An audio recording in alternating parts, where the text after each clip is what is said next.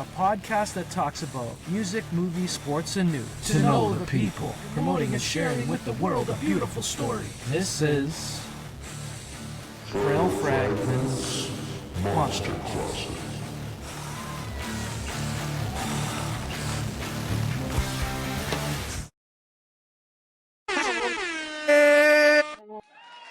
This is the Monster Closet episode 179. What are you, high?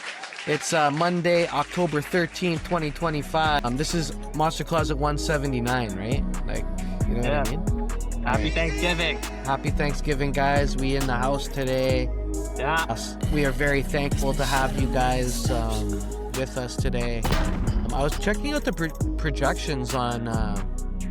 well, I mean, I wasn't checking them out, but Spotify sends you the projections. So they're saying like an average of about 60 people listen to the show, right? So that's pretty cool. That's like 2 classrooms, right? So whoever's out there, we love you and thank you. You know, thank you for letting me do this as well and having a voice and, you know, thank you, Ace. I'm very thankful for you. What are you thankful for this Thanksgiving, Ace? Thankful for our blessings.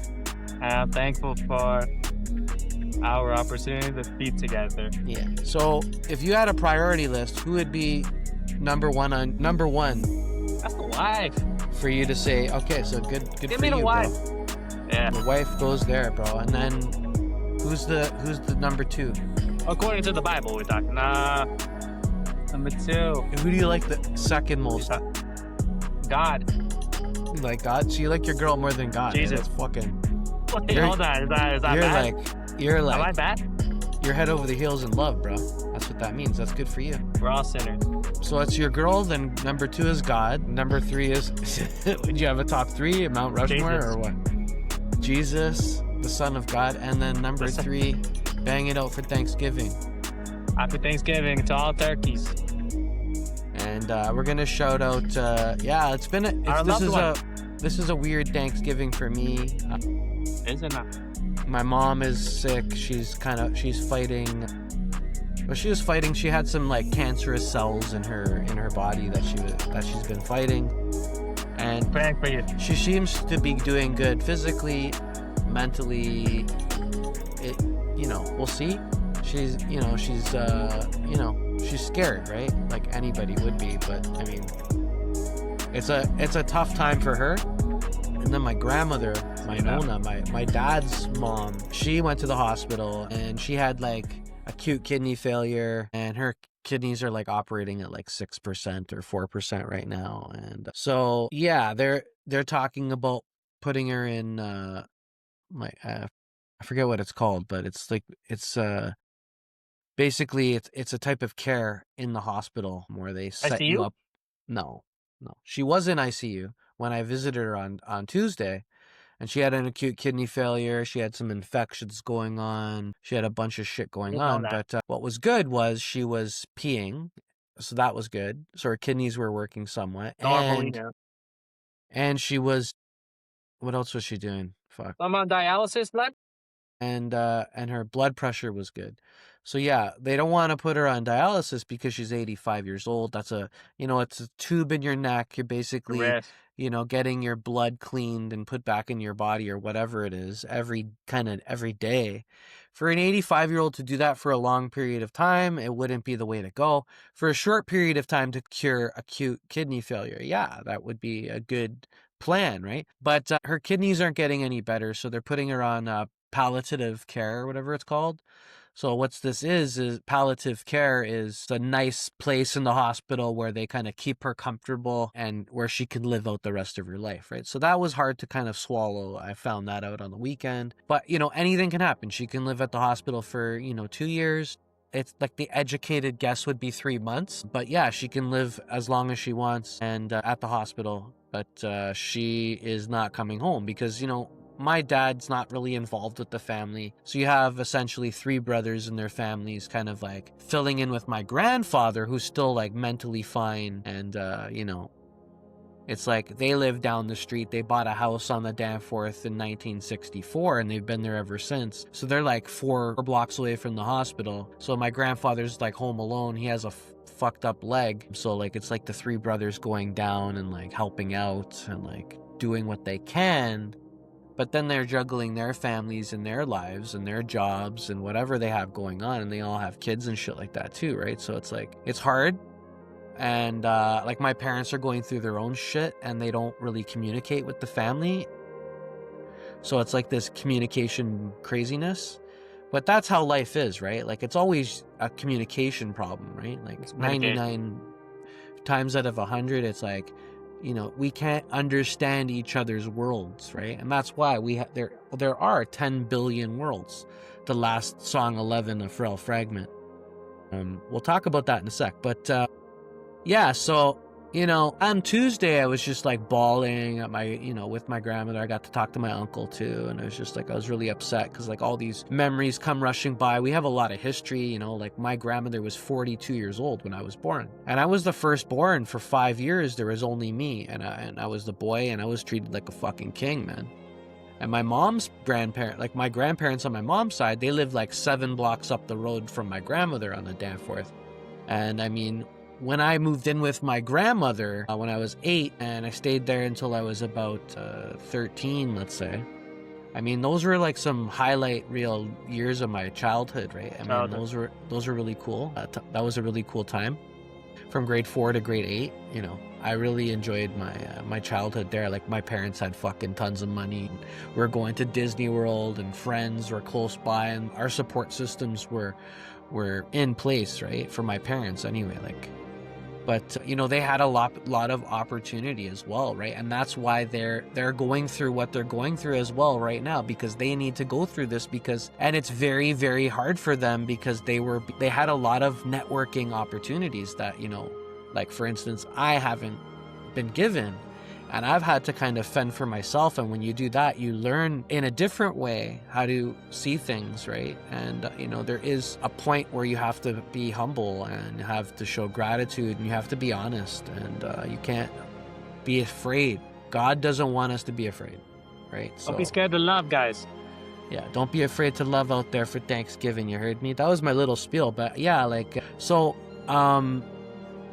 they were saying like my Nona was gonna fucking die, right? So I was like at the hospital on Tuesday. I was like all fucking upset. She was in like ICU or whatever. Then they brought her to a room and I was just like having my moment with her because, you know, like I said, like we have a lot of history.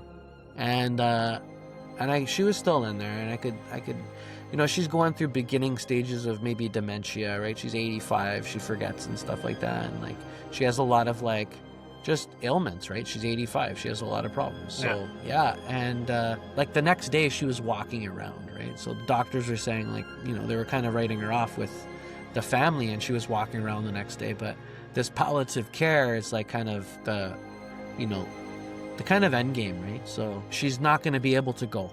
And she thinks right now she has like arthritis and they're keeping her at the hospital. She doesn't know when the arthritis is going to go away, but like the reality is her kidneys are failing and she's going to die. So they're just going to keep her comfortable until that happens, right? But I mean, I believe in miracles. There's miracles every day. The fact that we're doing this fucking podcast is a miracle, right? So It's going to be a Thanksgiving miracle, Lenny. Yeah, so who knows if it's if it's meant to be, she's going to fucking turn this around, right? Because she's still fighting mentally, like to get out of there and go back home. So, I mean, but it is hard on the family because they are made of glass, essentially. And, you know, you bring them back home and then everybody goes back to their own lives and they fall, they blow the house up or they set the house on fire and they break into a million pieces because they're 85 and they're not what they were. So it's like, what is the best thing for this situation, right? So it's a hard thing that we need to go through, but for my belief is my Nona is going to be completely fine. Like when it does come to her time to go, she's going to be completely fine. It's the people that are here that have to deal with that, right? That's Copeland. Well, I believe that I believe that electricity or energy doesn't die. So when you die, your energy or your Spirit. electricity goes somewhere. It goes to somewhere else, and it Your soul, they say, and or your soul, and experiences something else, and it has a job to do somewhere else. I don't know where that is. I don't know what time things go, but what I do know is when you connect to consciousness, time ceases to exist, and God shows you heaven. So He leads you the way. We have access to heaven within right now. It's just we choose to believe that it's external. It's like if we do a bunch of shit, we're going to get rewarded when we die and we're going to go to heaven. Like it's not really like that. Like God, what I believe is God, He gives us access to heaven if we choose to follow that 10 Commandments, that connection. I don't know, and people don't exercise their minds like they should. They're warped by their phones and their social medias and their work and their get up and go and the rat race of life that they're in. And they don't get a chance to go to... And when they have a little bit of time, they go to the gym and they physically fucking push themselves so they can look good and they can be healthy. Or maybe it's vanity and they're on a diet. They want to look a certain way to impress something external. If it's that, then you're in trouble. But if it's to kind of preserve your body and to keep you healthy and to love yourself, that's the end. That's the end game. And so, yeah, so you don't want to, my belief is we shouldn't be afraid. God doesn't want us to be afraid. He wants us to evolve into something better. And, you know, that's kind of all I know for sure, right? Like, you know, somebody that's like, yeah, to love yourself so you can treat others properly. Kind of that's the way to do it. And to be in awareness and to practice, like with meditation or praying or whatever it is, go to church. But I mean, you have the ability to be good now. It doesn't be better than yesterday. Yeah, it's not. I don't think it's like when you die, you go to like this nirvana and we're all each other's mothers and brothers, and you know we just chill out and fucking smoke weed. No, because it wouldn't make sense.